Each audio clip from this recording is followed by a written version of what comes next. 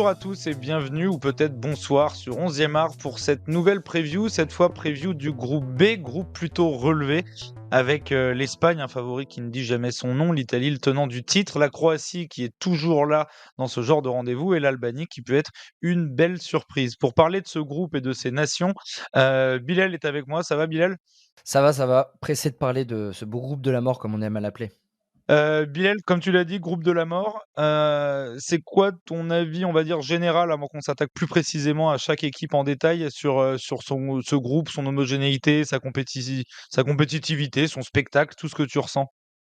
En vrai, ça va être ultra intéressant parce que, en fait, c'est marrant, c'est le groupe de la mort, mais tu pas vraiment un des favoris qu'on envisage quand on parle d'un futur vainqueur de l'Euro. On parle plutôt de l'Angleterre, de l'Allemagne, du Portugal ou de la France, mais on parle pas de ces 3 gros qui sont là. Donc ça va être intéressant. C'est un peu des équipes aujourd'hui qui sont plutôt tiers 2, mine de rien. Donc pressé de voir ce qu'ils donnent justement sur cette phase de poule.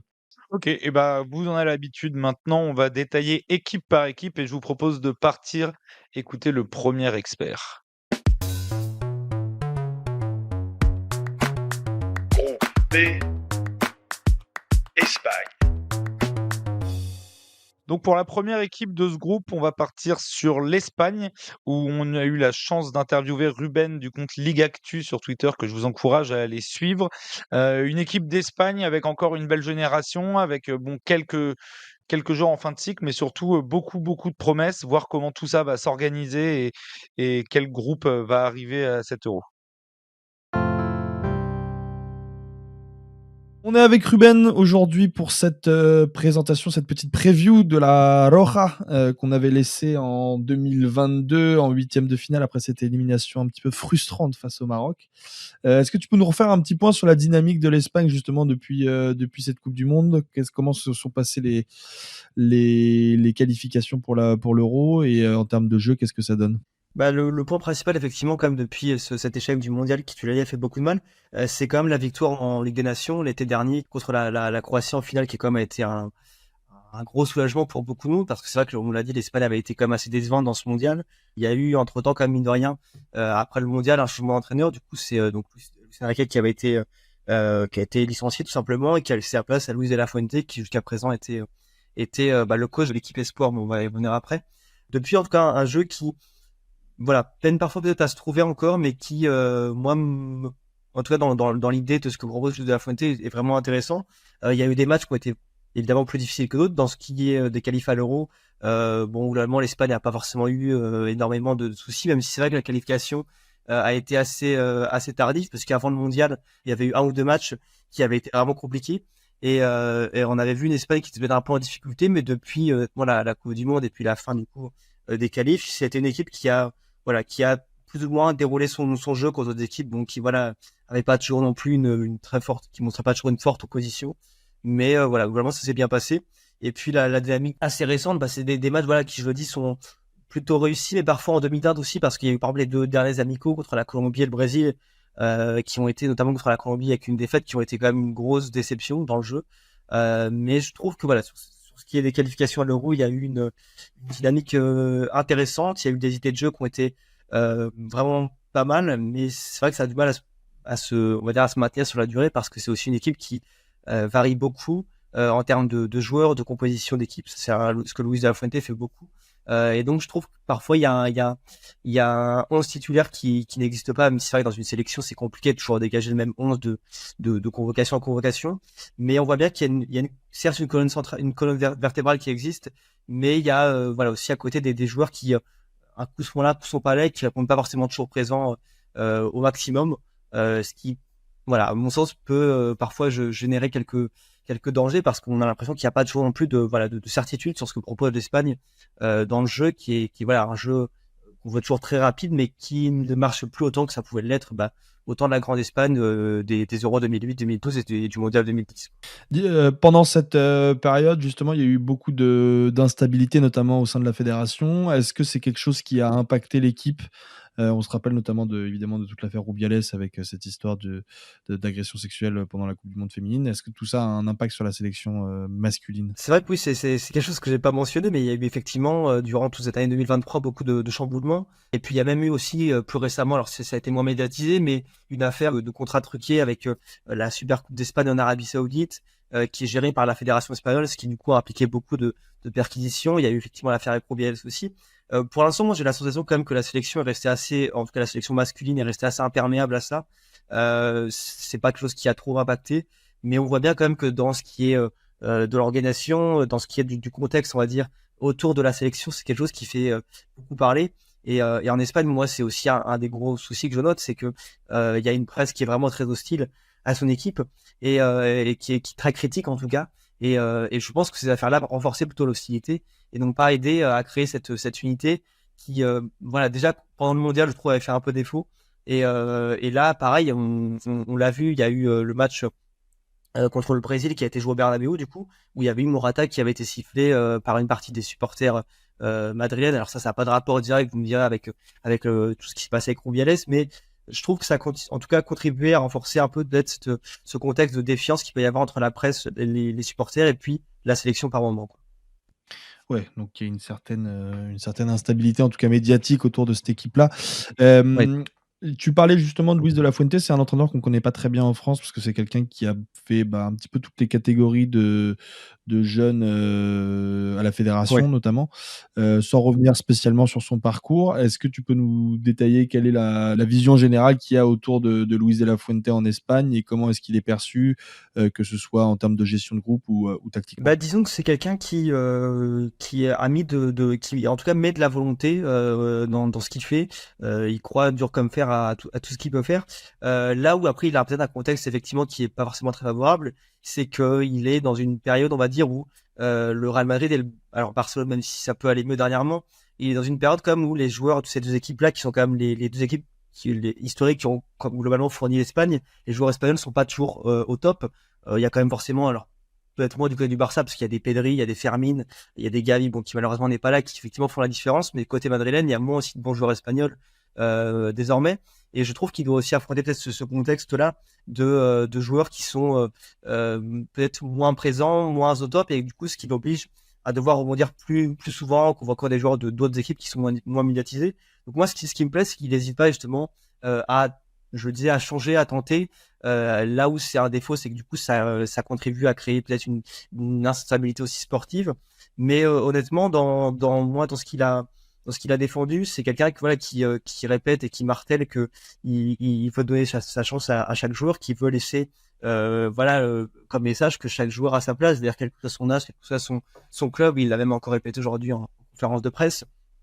C'est quelque chose qui lui est vraiment à cœur. Et puis c'est quelqu'un aussi qui ne pointe pas du tout ses joueurs. On voit bien qu'en conférence de presse, il assume l'intégralité des erreurs, qu'il a pas de mal non plus à reconnaître ce que lui peut faire de mal, mais aussi ce que ses joueurs peuvent, quand ses joueurs peuvent fauter parfois. C'est quelqu'un qui, voilà, en tout cas, prend beaucoup, on va dire, pour ses joueurs, qui voilà, va vraiment faire un peu le coup de vent, ouais, si je peux dire, entre ce que la presse fait et puis ce que la presse dit, pardon, et puis ce que les joueurs peuvent subir. Et puis voilà, après c'est quelqu'un qui a quand même une grande expérience, on l'a dit, des convocations, des sélections avec l'Espagne.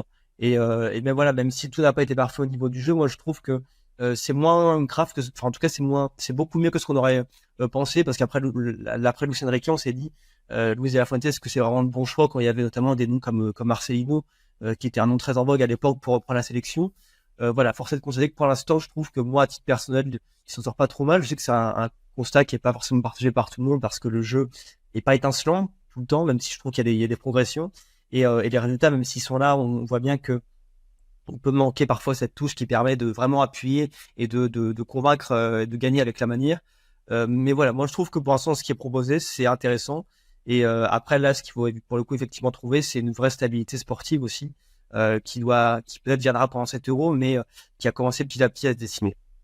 Bah, justement, en parlant de stabilité sportive, on va commencer à évoquer un petit peu la liste. Moi, j'ai trouvé, alors c'est marrant parce qu'on a souvent pointé l'équipe espagnole comme étant une rivalité entre le Barça et le Real. Cette année, c'est marrant parce que j'ai l'impression que le Real fournit un petit peu ce contingent de joueurs très expérimentés, alors qu'en parallèle, le Barça fournit justement ces joueurs très jeunes qui représentent beaucoup d'espoir. Je pense à Fermin, je pense à Pedri, je pense à Koubarsi. D'ailleurs, justement, à l'heure où on enregistre cette preview, il y a encore une liste élargie de 29 joueurs, donc on n'a pas la liste définitive.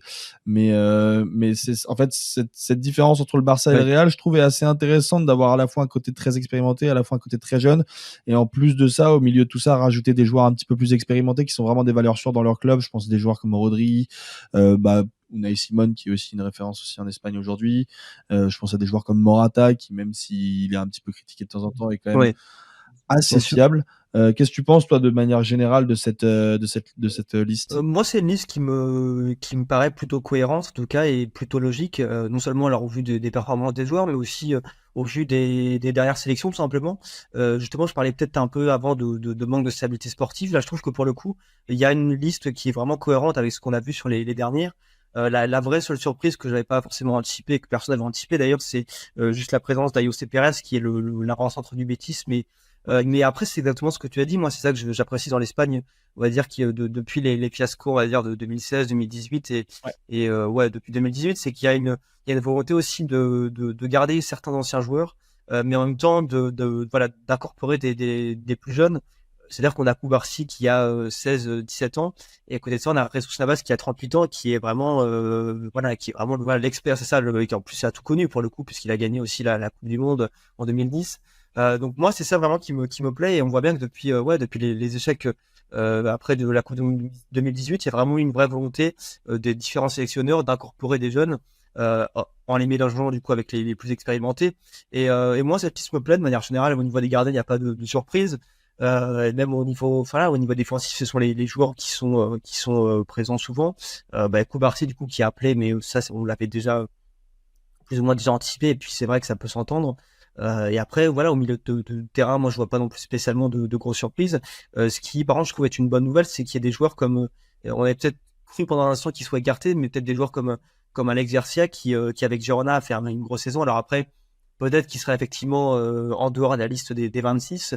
Mais voilà, même des joueurs comme Baena aussi, qui ont fait une grosse saison, et honnêtement, qui, je pense, sont des profils qui peuvent apporter beaucoup à cette équipe de par de par leur énergie, et puis aussi parce qu'ils dégagent, quoi. Ils essaient toujours ce sont des joueurs qui ont beaucoup de talent, beaucoup d'envie, et je pense que c'est voilà, des joueurs qui s'accordent parfaitement. Et puis tu l'as dit, il y a des cadres qui sont présents. Voilà, après faudra voir lesquels, par exemple, 3 joueurs sont absents, sont retirés plutôt. Mais voilà, même le fait de voir Rossellou qui n'a pas été titulaire toute la saison avec le Real Madrid, moi je trouve que c'est une bonne chose, parce que certes, c'est pas quelqu'un qui a eu du temps de jeu sur toute la continuité, mais c'est quelqu'un qui quand même, voilà, s'est montré relativement présent dans les moments importants avec le Real Madrid, où on l'a vu face au Bayern notamment, et qui est un joueur qui peut tout à fait apporter cette expérience aussi à l'Espagne. Justement, est-ce que tu peux nous imaginer le 11 qui pourrait ressortir de cette équipe, et puis éventuellement nous dire là où il y a quelques petites incertitudes rapidement? Je pense que tu auras Unai Simon déjà qui sera au cash. C'est globalement ce qu'on a vu depuis un bon moment. En défense, moi je vois Carvajal du coup plutôt sur le côté droit. Après pour la charnière centrale, c'est vrai que c'est plus incertain, parce que Robin Lenormand a fait une bonne saison avec la Real Sociedad, mais on l'a senti peut-être un peu moins impérial par moment. Moi je le vois quand même à ce poste-là. Après, par contre, c'est pour l'autre centrale dont je suis pas sûr. Pour moi, ça se jouera entre Nacho et Laporte, en tout cas pour ce qui est du central titulaire.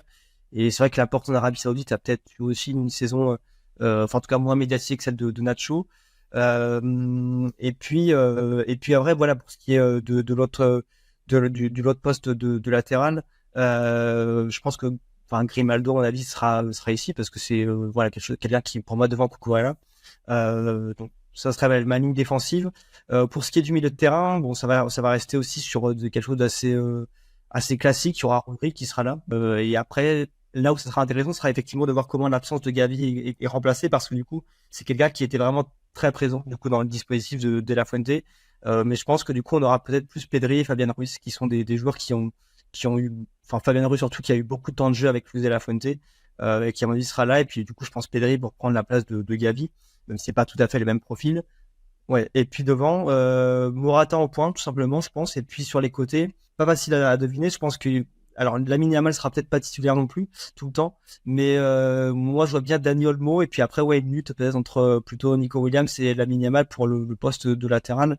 Même si Baena, Oyarzabal, Ferran sont des joueurs intéressants, je pense qu'ils ont peut-être moins cette saison convaincus que les deux autres.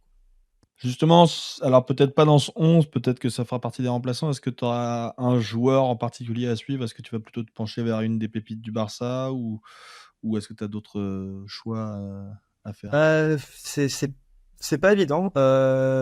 J'aurais pu effectivement dire Lamine Yamal, mais je trouve que ça fait pas très original. Non, moi honnêtement, j'ai envie. C'est vrai. En même temps, il est fort. Il est très fort. Non, bien sûr, il mérite le statut médiatique qui lui est accordé évidemment. Moi, j'aurais envie de dire. Alors après, j'espère qu'il sera dans la liste des 26. C'est juste ça le truc. Ce sera Alex Baena vraiment qui s'il est gardé, mais je pense moi qu'il sera, qui est un joueur voilà qui je pense n'a pas justement pour le coup la médiatisation qu'il mériterait, qui est un joueur vraiment talentueux, qui a une vivacité assez impressionnante et puis qui est quelqu'un aussi pardon qui a une technique qui peut vraiment faire la différence dans les situations plus compliquées. Donc voilà, moi ça serait Alex Baena, ma petite surprise en tout cas. Très bien. Dernière petite question, on va clôturer cette review avec l'objectif de l'Espagne pour cet Euro. Est-ce que cette liste qui est intéressante, qui est bien équilibrée, peut permettre à l'Espagne d'aller surperformer ou est-ce que tu les situes toi Pour exactement? moi, en tout cas, cette Espagne doit viser minimum la demi-finale. C'est-à-dire au moins au moins égaler le parcours du dernier Euro qui avait été une belle surprise d'ailleurs. Donc voilà, je pense qu'il y a moyen de faire au moins des demi-finales. Il y a un groupe évidemment déjà qui sera pas évident parce qu'il y a quand même l'Italie et la Croatie qui sont deux adversaires pas simples du tout. Mais je pense que justement si l'Espagne arrive dès le début justement à se mettre dans le bon, enfin à prendre le bon wagon, en tout cas à se mettre dans le bon rythme et à montrer tout de suite avec assez de fermeté ce dont elle est capable dès les poules. Je pense qu'il y a voilà un motif d'espoir en tout cas pour au moins atteindre les demi-finales et puis après bon tout dépendra du tableau évidemment mais voilà demi-finale je pense grand minimum pour cette équipe-là. Bon, on remercie encore Ruben du compte Ligue Actu, je le rappelle. Bilal, une fois que tu as écouté ça, c'est quoi ton avis sur l'Espagne? Est-ce que c'est pas finalement une équipe qui peut aller très loin et dont on parle pas trop et ça peut leur profiter en fait presque? Ouais, je suis assez d'accord avec ça et surtout qu'en vrai, bah, mine de rien, quand tu dans ton équipe, tu as Rodri, en général, tu es assez serein. Mais, tu as un beau mélange, justement, expérience, comme il le dit, et jeunesse, la jeunesse, barcelonaise. Donc, moi, c'est un peu mon favori perso sur ce groupe-là. C'est à mon sens, l'équipe qui peut-être, a le plus de certitude, dans les joueurs qu'elle aligne. Mais aussi le coach, Luis de la Fuente, l'idée que, soit un coach qui soit passé par, les sélections de jeunes, qui a entraîné certains d'entre eux, plus jeune, j'aime bien l'idée, donc je suis pressé de les voir en tout cas à l'œuvre, mais ça va être intéressant de suivre cette équipe d'Espagne. Ouais, et c'est peut-être un petit peu tôt pour, on va dire, pour ce groupe et ce projet espagnol. C'est peut-être le début, en fait, la première pierre de quelque chose de plus grand, dans l'avenir, comme tu viens de le dire avec ce coach. Je vous propose qu'on aille écouter tout de suite la deuxième équipe.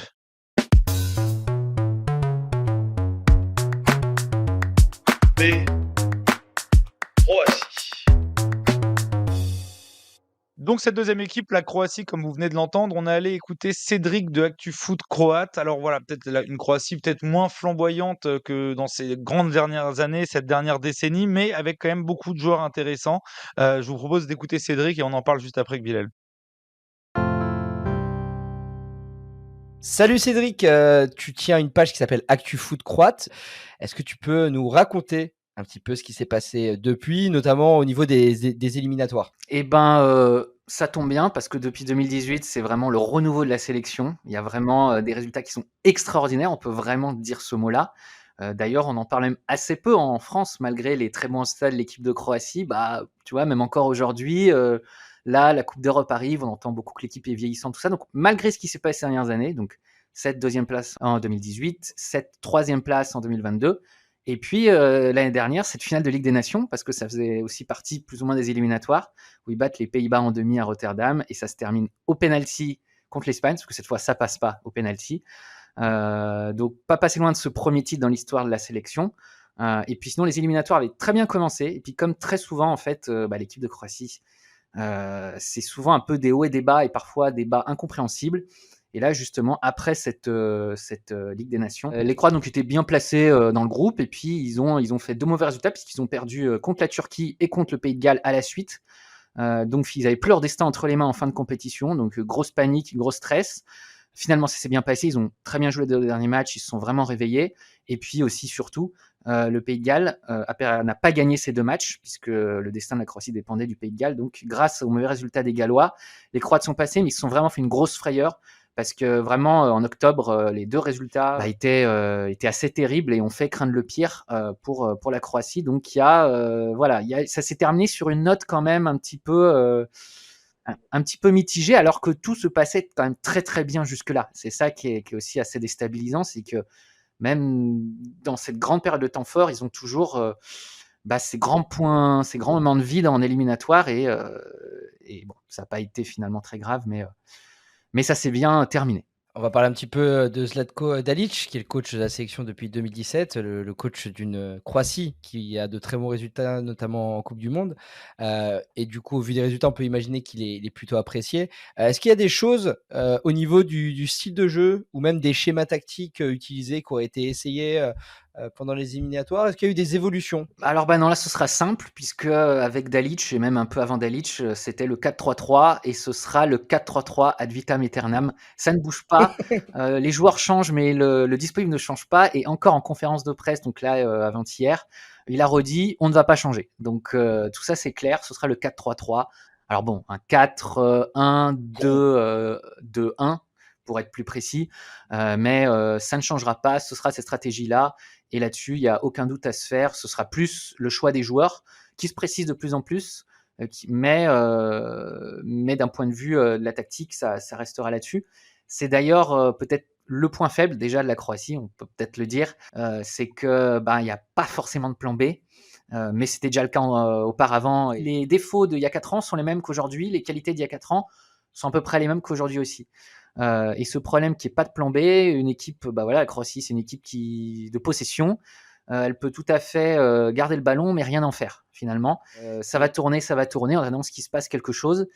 Et ça, c'est un petit peu le risque face à des équipes plus fortes, qui peuvent les emmerder, comme l'Espagne, par exemple. On en parlera peut-être tout à l'heure. Mais là-dessus, c'est un peu le problème avec Dalic, c'est qu'il n'y a pas forcément cette culture tactique pour pouvoir peut-être utiliser des joueurs dans des postes un peu fous, ou tout simplement utiliser des schémas au cours des différents matchs qui soient différents. Ouais, il y a des chiffres en plus qui vont dans ton sens. Je crois que la Croatie est la 2e meilleure défense dès les éliminatoires, mais par contre, à l'opposé, ils ont marqué que 13 buts sur toute cette phase-là. Ouais, c'est ça, et en fait, le problème, c'est justement que tu mets bien en avant, c'est aujourd'hui le point faible de l'équipe, c'est l'attaque. Parce que déjà, ça fait depuis le départ de Mandžukić, il y a plus de 9. Mandžukić était là et il bougeait pas, et il marchait très très bien en pointe devant, et plus c'était un peu l'homme à tout faire.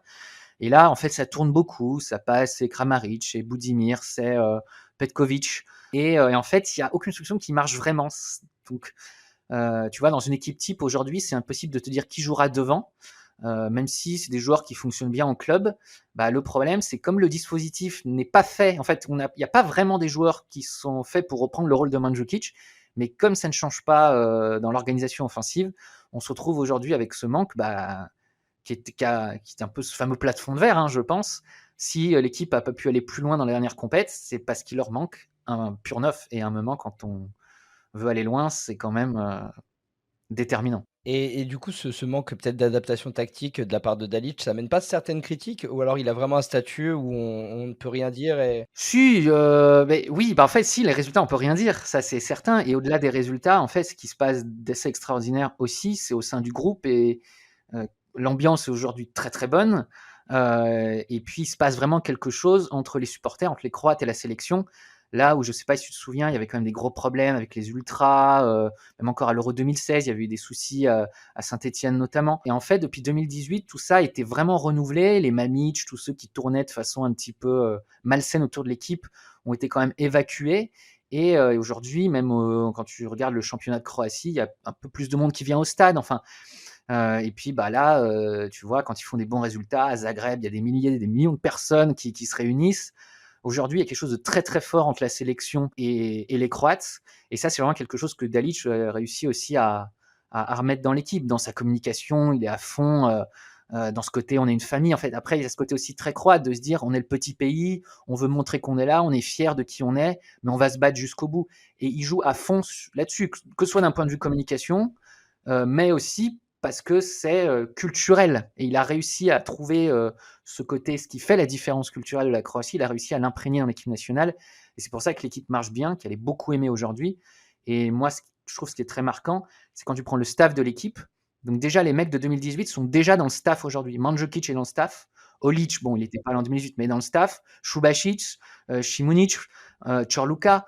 Donc des joueurs qui sont à peine fini leur carrière, ils se retrouvent déjà dans le staff à la sélection. Donc des mecs qui ont déjà joué avec eux. Tu vois, il y a vraiment cette dynamique, il y a quelque chose, pour le coup, c'est le terme, c'est famille, obitelji, c'est le terme qui sort le plus, aussi de la com, hein, il y a de tout, mais c'est pas que de la com, et je pense que c'est ça qui fait la différence avec Dalic, et c'est pour ça qu'il est aussi vraiment super, parce que il arrive à faire quelque chose avec la spécificité croate, et clairement, c'est pas une sélection tout à fait comme les autres par rapport à ça. Ah, c'est marrant, ça peut faire penser un peu à Deschamps sur certains aspects, la notion de groupe au centre de tout, un jeu qui n'est pas toujours flamboyant, mais des résultats avérés, notamment dans les Coupes du Monde. C'est assez Et intéressant. d'un point de vue populaire, voilà, comme Deschamps, auprès du grand public, qui a un succès monstrueux, Deschamps. Dalic, c'est aussi un peu la même chose, parce qu'il véhicule tout ce que doit véhiculer en fait la sélection croate et tout ce qu'on attend d'elle. Donc, et c'est pour ça que ça marche bien et qu'il y a eu cette magie lors des derniers gros tournois. On va parler un petit peu de la liste. Ouais. Zlatko Dalic a dévoilé une liste de 26 joueurs avec 9 réservistes. Est-ce qu'il y a des surprises à noter dans cette liste? Non, il y a zéro surprise. De toute façon, en Croatie, il n'y a pas 15 millions de joueurs. Donc, même lui le dit, hein, moi, j'ai pas trop le choix. Donc, à un moment, si un joueur est bon, il sait qu'il fera toute sa carrière. Et je peux pas me permettre de ne pas prendre des joueurs, il dit. Donc là-dessus, non, il n'y a pas de surprise.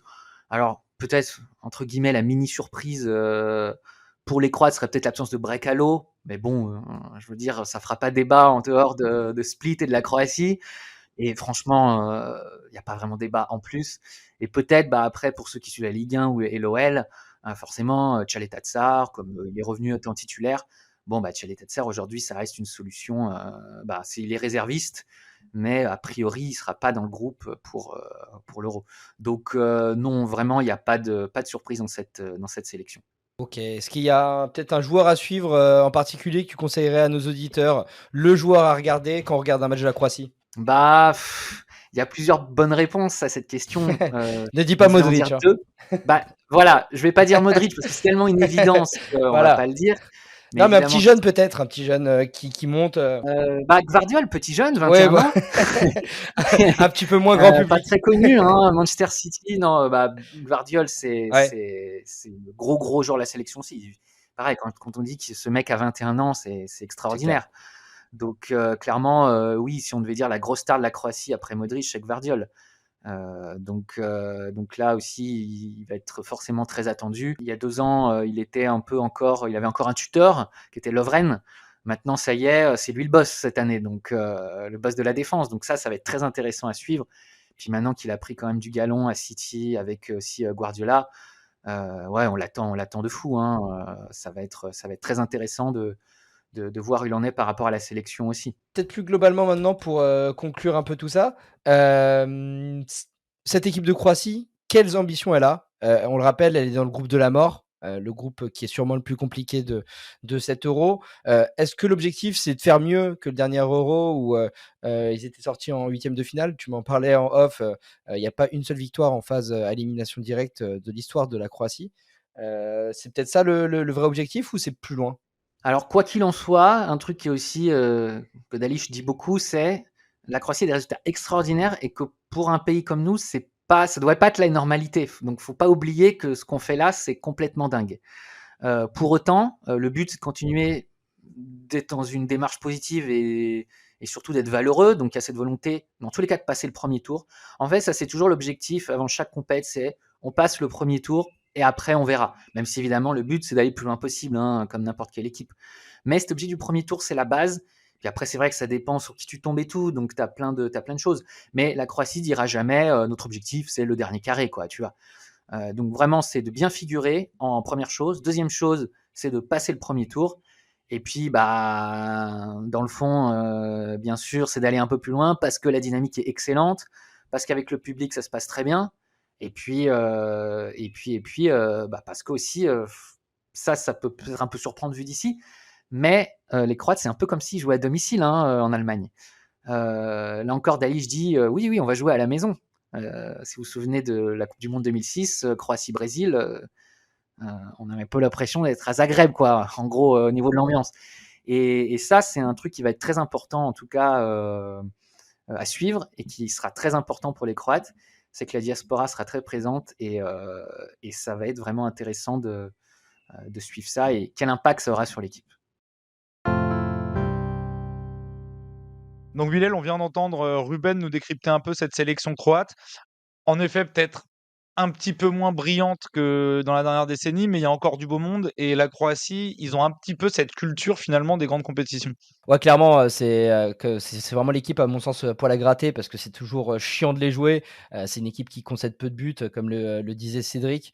Donc ça va être toujours, compliqué de les jouer, compliqué de les sortir, mais va falloir aussi retrouver un potentiel offensif s'ils veulent espérer, ne pas, vivre une déconvenue, dans ce groupe qui est compliqué. Il y a une stat aussi qui était marrante, hein, c'est celle qui est évoquée, ils ont jamais gagné, en match à élimination directe, lors de l'Euro. Donc voilà, on va suivre ça, mais c'est vrai que c'est toujours compliqué de juger la Croatie, mais souvent au rendez-vous quand ça compte, notamment face au gros. Oui. On se posera la question de est-ce que Lovro Mayer n'aurait pas dû rester à Rennes? Peut-être que les Croates s'en mordront les doigts. Bon, bah, go vers la troisième équipe de ce groupe.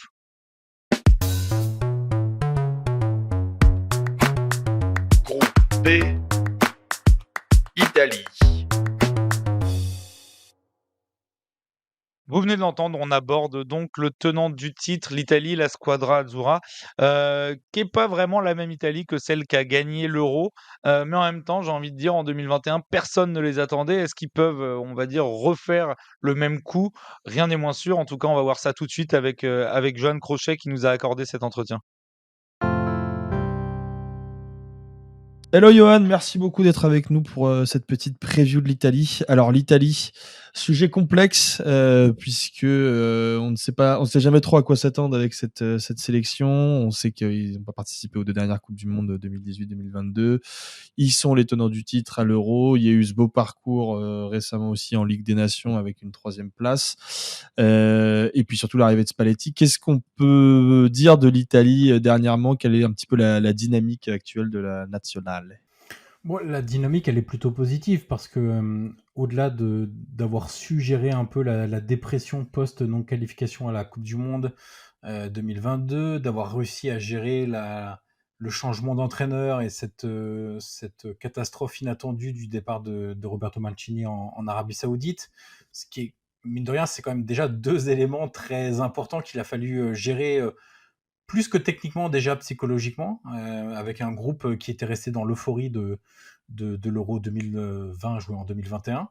Il y a quand même sur le terrain, on voit des choses assez intéressantes, alors qui ne se sont pas toujours matérialisées par des grandes victoires, mais aussi bien dans les amicaux, aussi bien en Ligue des Nations, aussi bien dans les qualifs à l'Euro. On voit un début d'identité de jeu claire voulu par Luciano Spalletti, le nouveau sélectionneur italien. On voit des joueurs qui sont vraiment dans le projet, concentrés. On voit aussi la main de Spalletti dans la gestion du groupe. Donc tout ça, on voit quand même une sorte de cocktail mis en place par de différentes choses sur le terrain, sur la discipline, sur la gestion mentale du groupe, qui est assez intéressant. Justement, tu as parlé un petit peu de l'arrivée de Spalletti l'été dernier. L'été dernier, si je ne dis pas de bêtises, c'est ça, hein? Ouais. Qui sortait justement de cette saison assez exceptionnelle avec le Napoli. Quel est j'ai l'impression qu'il a un peu enfin eu la consécration d'un entraîneur qu'on considérait peut-être un petit peu comme moyen peut-être avant, compte tenu de ses passages mitigés à l'Inter et à la Roma. Et j'ai l'impression qu'il y a eu une vraie hype dernièrement sur Spalletti. Est-ce que ça se concrétise vraiment comme ça en Italie? Alors en fait, il y a eu, c'est presque en 2 étapes chez Spalletti. La première étape, c'est l'émergence à l'Udinese et ensuite à la Roma. Son premier passage à la Roma qui a été fantastique, où il y a eu beaucoup de 2e place parce que tu tombais derrière un Inter de Mancini qui était quasiment injouable.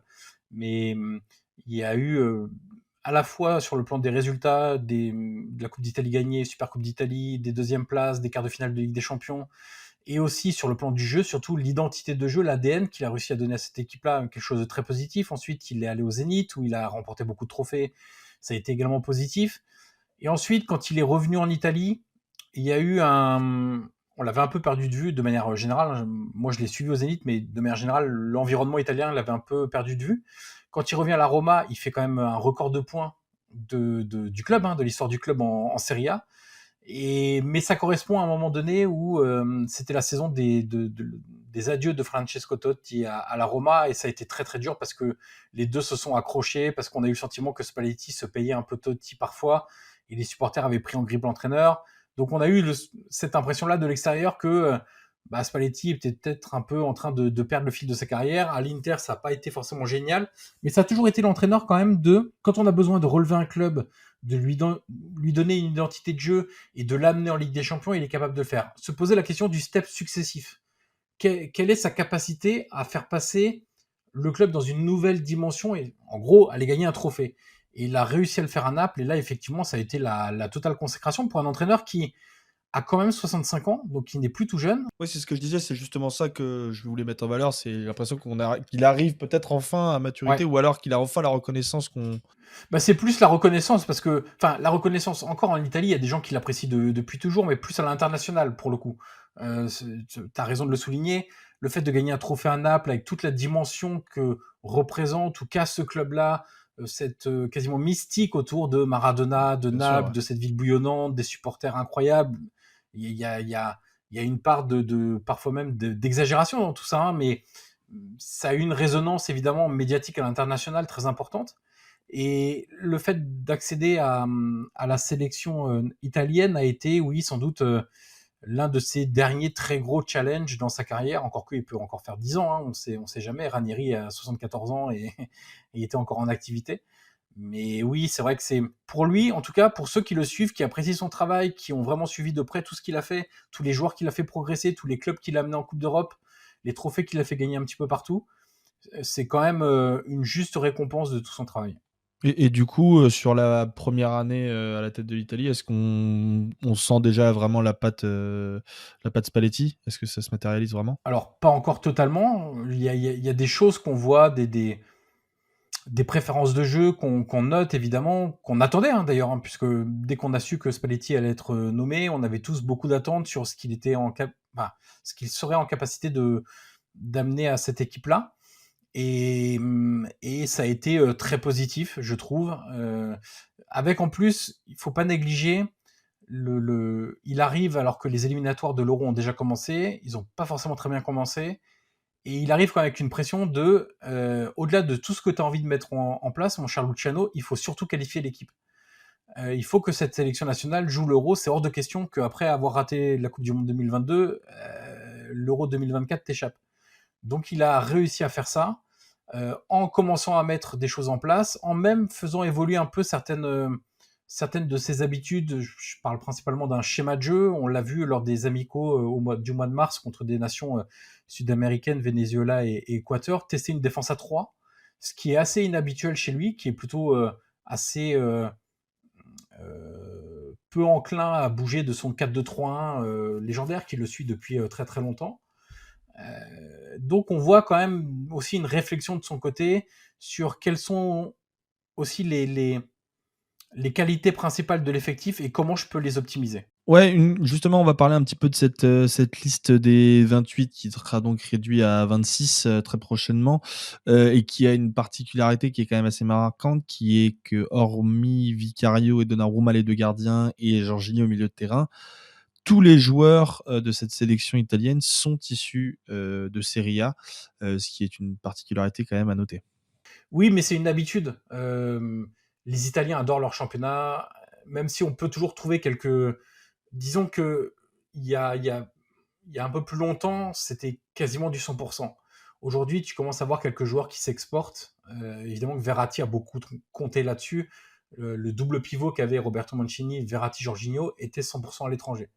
Donc ça compte un petit peu, mais non, c'est une base globale d'Italiens qui aiment pas trop s'exporter, mais de manière générale, ça va au-delà même du simple football, c'est que les Italiens adorent leur pays, et on a assez peu d'Italiens, par exemple, qui tentent l'aventure à l'étranger dans leur parcours professionnel.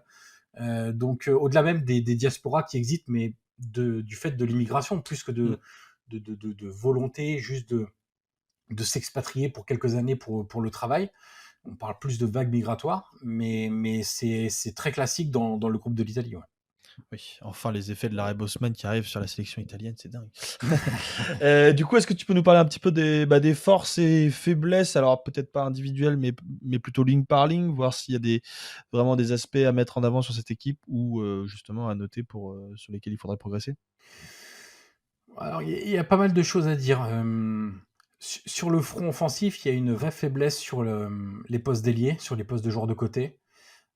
Parce qu'au-delà de Federico Chiesa, qui est le joueur dominant sur l'aspect offensif, il y a des bons joueurs que moi j'aime bien, les El Shaarawy, Orsolini, Zaccagni, mais on n'est pas là sur des phénomènes.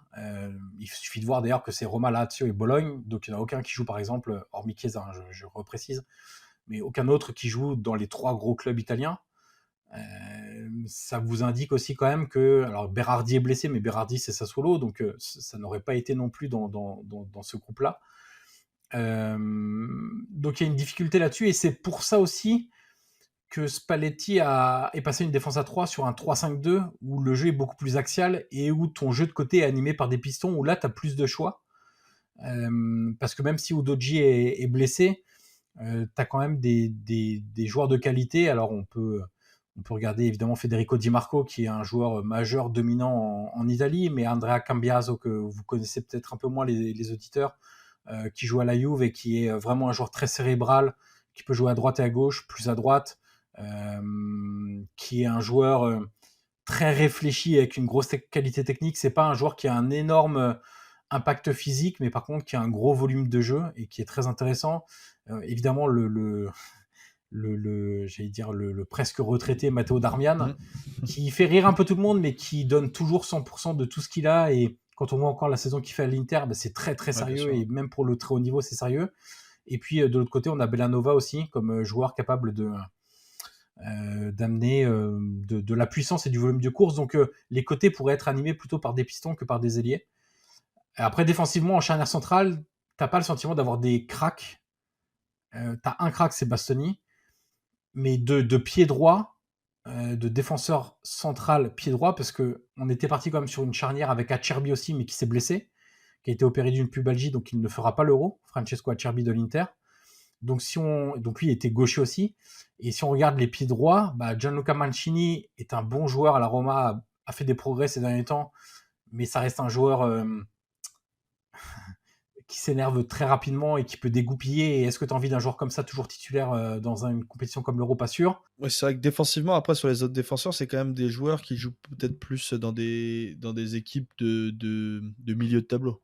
De deuxième niveau, en tout cas, c'est pas des joueurs de Juve, Inter et Milan, hormis Bastoni. Mais Scalvini, c'est l'Atalanta. Et cette saison, j'ai pas été super convaincu. Moi, c'est un joueur que j'aime beaucoup, qui est très jeune. Mais j'ai vu beaucoup de limites cette saison. Mancini, c'est la Roma. Et ensuite, qui peut jouer éventuellement défenseur central, troisième défenseur central. Tu as Di Lorenzo, qui peut le faire. Et après, c'est tout pour les droitiers. Les gauchers, c'est Buongiorno. Tu as aussi Calafiori, qui est un joueur vraiment intéressant. Donc, tu as 3 gauchers très intéressants. Et à droite, en droitier, tu peines un peu. Très bien. Et après, le milieu de terrain, comme de... C'est ce que j'allais dire. Ouais, parce que c'est le vrai secteur où tu as de la qualité, parce que quand tu regardes quand même Barella, Jorginho, Lorenzo Pellegrini, Davide Fratesi, n'oublions pas non plus que Tonali ne peut pas faire cet Euro-là, mais tu rajoutes à ça un Sandro Tonali, et après tu as des joueurs de complément, les Cristante qui peuvent faire du bien en fin de match, Foloruncho qui est peut-être une surprise, et on verra s'il sera dans les... Foloruncho et Ricci, il y en a sans doute un des deux qui va sauter pour descendre à 26. D'accord. Et le retour de Fagioli, qui faut noter qu'il avait été suspendu pour Paris Sportif il y a quelques mois. Ouais, et lui Spalletti a dit c'est un choix technique, donc c'est vraiment je compte sur lui parce qu'il t'amène quelque chose. Et en ce moment en Italie, il y a le petit bruit on veut transformer Fagioli en un numéro 6 devant la défense, parce qu'il a cette propreté technique il a cette analyse situationnelle de qualité, cette compréhension de ce qui vient face à lui, alors que lui était plutôt un 8, voire même 8-10, parfois dans certaines étapes de son parcours. Mais c'est sans doute là qui va trouver son poste en sélection. Un petit joueur à suivre, du coup, dans tous ces joueurs que tu as cités. En fait, j'en prends 2 pour un poste, Retegui, Scamacca, Ouais. parce que c'est un peu l'incertitude qui va commencer. Disons que Retegui a une longueur d'avance en sélection, parce qu'en sélection, il a toujours répondu présent dès le début, d'ailleurs, dès que Mancini l'a appelé, il lui a fait confiance, il a été présent, il a marqué. En plus, il a cette grinta claire de l'attaquant argentin, enfin il est italo-argentin maintenant, mais de nationalité sportive, mais argentin qui court partout, qui va au pressing, qui se bat, qui est certes moins technique et moins aérien qu'un Scamacca, mais qui t'apporte d'autres choses. Et à l'inverse, tu as un Scamacca qui est, je répète souvent moi dans l'after que il a des gestes qui me rappellent, et c'est un des rares joueurs qui peut me rappeler Zlatan.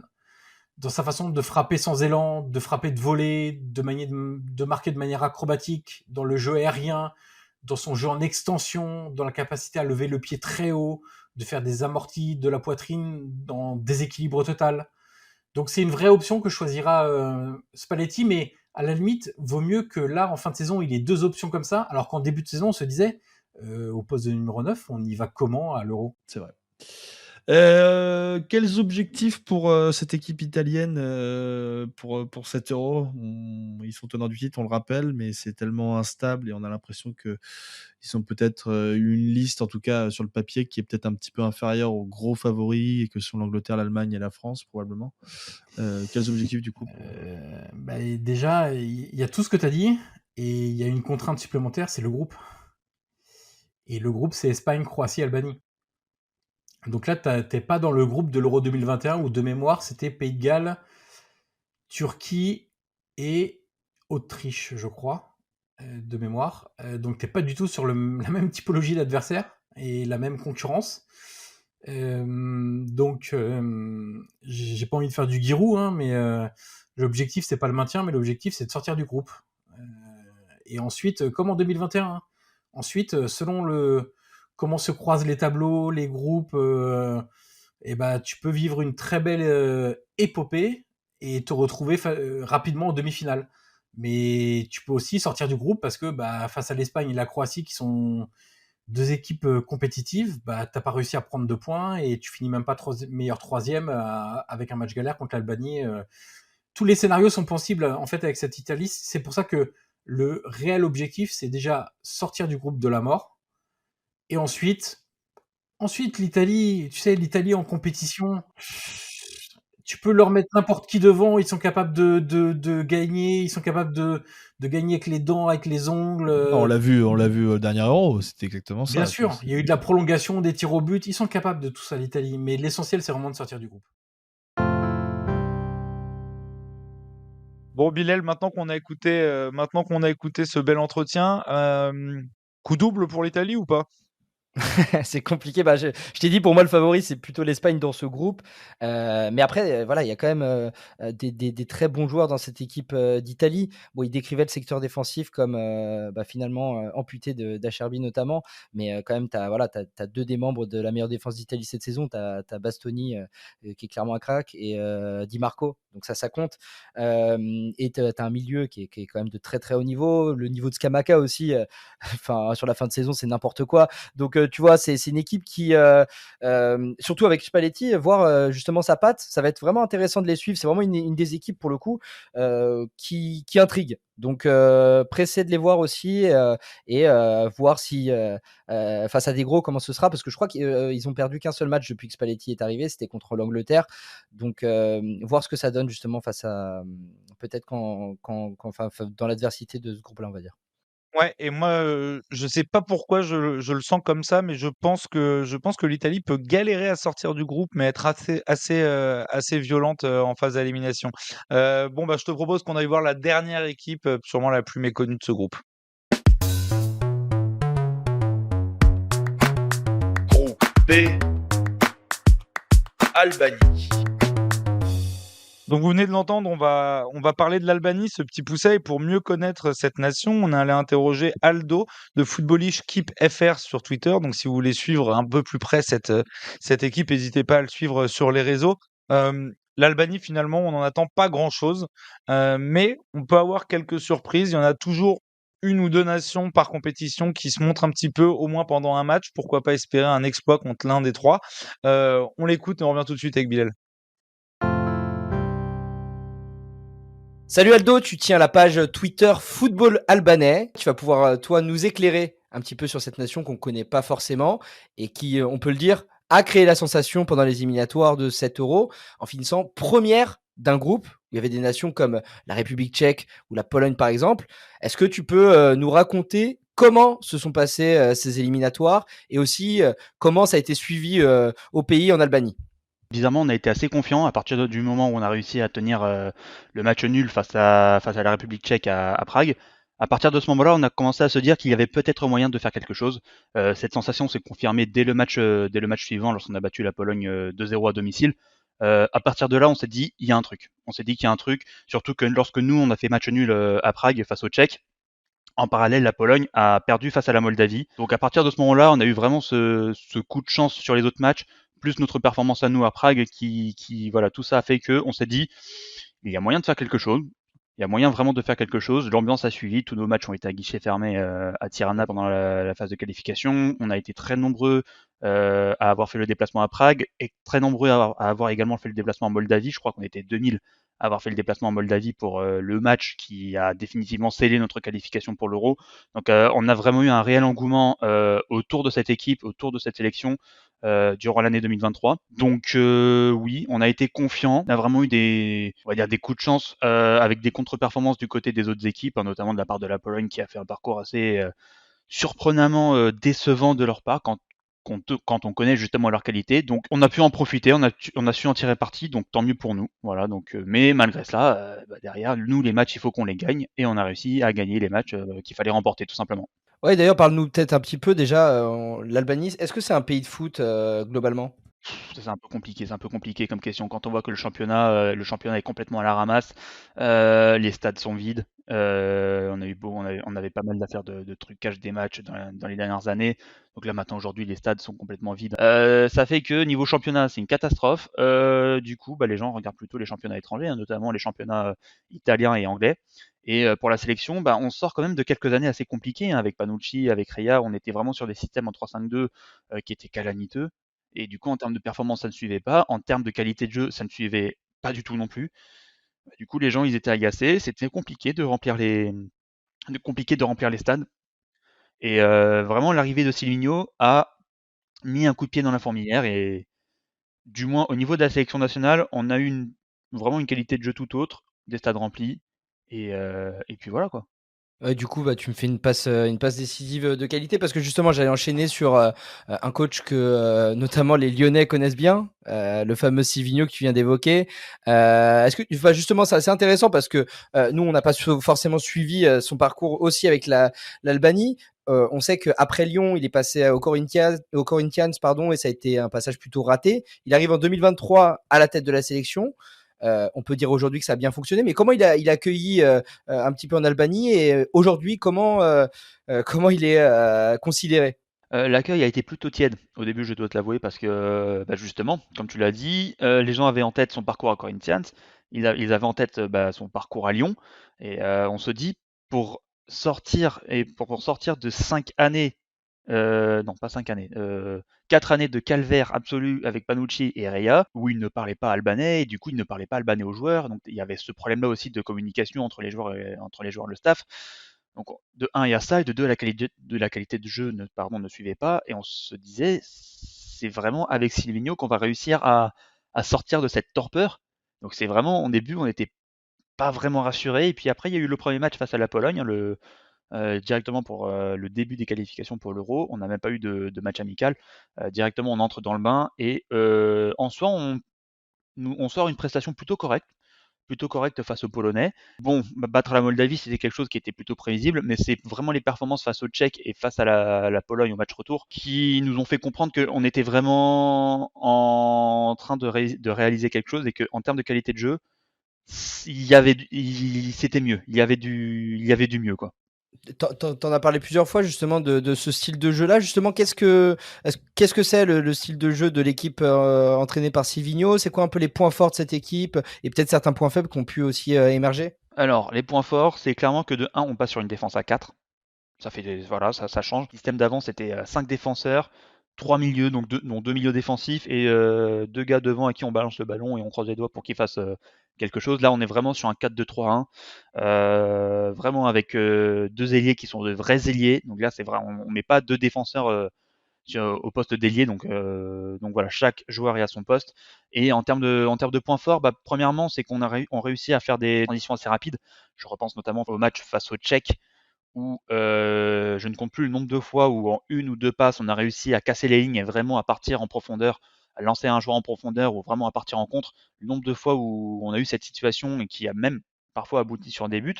Et un autre point fort, c'est au niveau des frappes de loin, parce que si je ne dis pas de bêtises, je crois que durant les qualifs, on a dû marquer 5 buts de l'extérieur de la surface. C'est quelque chose, et c'est assez spectaculaire, mais voilà, et savoir que c'est quelque chose qui est arrivé assez récemment, plus de la moitié de nos buts ont été inscrits de l'extérieur de la surface, ça peut aider. Maintenant, en termes de points faibles, premièrement, c'est que dans la surface, ça pêche. Enfin, ça a pêché durant les qualifications, notamment de par l'absence de Broya, qui est assez à l'aise, on va dire, techniquement balle au pied. Donc du coup, on avait Tikardéchi qui était en pointe et qui assurait du coup, on va dire, un rôle un peu de pivot, de soutien, plutôt à peser sur la défense adverse. Mais de l'autre côté, du coup, on n'arrivait pas à exploiter nos ballons dans la surface. Problème qui, je l'espère, sera réglé avec le retour de Broya. Deuxième, pour moi, point faible, c'est peut-être le manque de rythme de pas mal de joueurs. Je pense notamment au poste de gardien, où nos 2 gardiens, on va dire titulaires, sont clairement en manque de temps de jeu. Ça, faut le dire. Je crois que Berisha n'a pas joué le moindre match depuis décembre en club. Et Strakosha, je crois que cette saison, toute compétition confondue, c'est 4 rencontres. Donc, ce sont quand même censés être nos 2 gardiens phares, même si Berisha, maintenant, depuis Silvino, est vraiment établi comme numéro 1. Ça manque de rythme. Et de l'autre côté, pareil, notamment maintenant en attaque, Broya revient des croisés certes, mais à Fulham, c'était vraiment pas ça. Hassani, depuis le début de 2023, son envie de revenir jouer en Europe, envie qui n'a pas été partagée par son club, depuis, il ne joue plus. Pas mal de joueurs comme ça qui peuvent être clés, qui ont été clés durant la phase de qualification, qui ont clairement manqué de temps de jeu durant la campagne, durant l'année 2024. J'ai dit 2023, je crois, pour Hassani, je voulais dire 2024, mais voilà. Seule satisfaction réelle pour moi, c'est le poste de. Enfin, c'est en défense. Voilà, les 4 défenseurs titulaires sont dans le rythme. Il n'y a pas de problème. Ils jouent en club régulièrement, ils sont en forme, ils ont été performants, que ce soit en club, en sélection. Aucun problème là-dessus. Ok. Et plus globalement, pour nos auditeurs, s'il y a un joueur à suivre justement dans cette sélection albanaise pendant la compétition, qui ce serait pour toi le joueur? Alors, le joueur, j'allais hésiter entre 3 joueurs, mais alors le joueur, pour moi, ça sera Berat Djimshiti, le capitaine. Récemment vainqueur de l'Europa League avec l'Atalanta, où il était capitaine durant la finale. Depuis l'arrivée de Silvino, il a été nommé capitaine de la sélection. Et parce qu'avant, c'était soit Berisha, soit Husay, aucun n'arrivait à convaincre. Là, Silvino a débarqué. Il a dit, voilà, il a posé le cadre, c'est Djimshiti le capitaine, point, on n'en parle plus. Depuis, Berat a vraiment été très, très performant en sélection, très régulier. Physiquement, il s'est débarrassé de ses pépins. Voilà, pas de blessure durant l'année 2023 qui ait pu compromettre ses performances en sélection. Donc là-dessus, aucun problème. Il a vraiment été bon, il a vraiment donné l'exemple, il a vraiment été exemplaire en termes de leadership. Donc pour moi, c'est le joueur à suivre. Voilà, toujours très juste au niveau des duels défensifs, au niveau des relances. Voilà, pour moi, il n'y a pas de débat là-dessus. C'est le joueur à suivre. Voilà, c'est le patron. Voilà, c'est le patron de cette équipe. J'aurais pu citer Aslani au milieu de terrain qui arrive à être performant, mais pour moi il est encore très jeune. Broya qui revient de blessure, qui a vraiment un potentiel pour faire quelque chose de grand dans les prochaines années avec la sélection. Voilà, Aslani et Broya ont le potentiel pour faire quelque chose de grand, mais pour moi celui qui est vraiment confirmé et qui est vraiment l'exemple à suivre dans la sélection, c'est Berat Djimshiti, clairement. Ok. Et du coup, petite dernière question. L'Albanie est dans le groupe de la mort, on le sait. Quel est l'objectif, tout simplement, de la sélection? Peut-être qu'il y a un objectif qui a été dévoilé dans la presse, je sais pas, mais c'est quoi? En tout cas, qu'est-ce qu'on peut Faire au mieux. Ok. Là, clairement, faire au mieux, compter sur un faux pas des adversaires. Si on peut, alors moi je donne mon ressenti là-dessus, hein. C'est vraiment compter sur un faux pas de l'adversaire, enfin des adversaires, essayer de gratter une 3e place qui puisse nous qualifier pour les 8e de finale, ce serait beau parce qu'en 2016, on n'a pas réussi à terminer parmi les meilleurs 3e malheureusement. Espérer faire mieux en 2024 pour espérer gratter une qualification en 8e de finale. Voilà. Maintenant, le président de la fédération, qui était quelqu'un d'assez, on va dire quelqu'un. J'essaie de trouver un terme poli sans être vulgaire avec lui, mais c'est impossible. Qui nous a dit de réserver des vacances en Allemagne du 14 juin au 14 juillet. Rien que ça. Ma foi, L'ambition est folle. ma foi, pourquoi pas. Je le souhaite, mais faut être réaliste.